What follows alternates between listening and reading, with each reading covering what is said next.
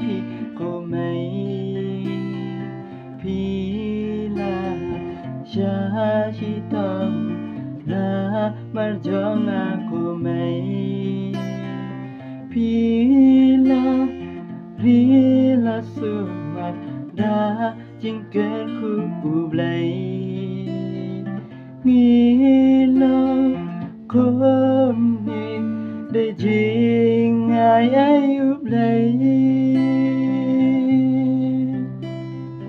cha ấy ngăn chăm cùng mà phi cô mây cùng mà phi cô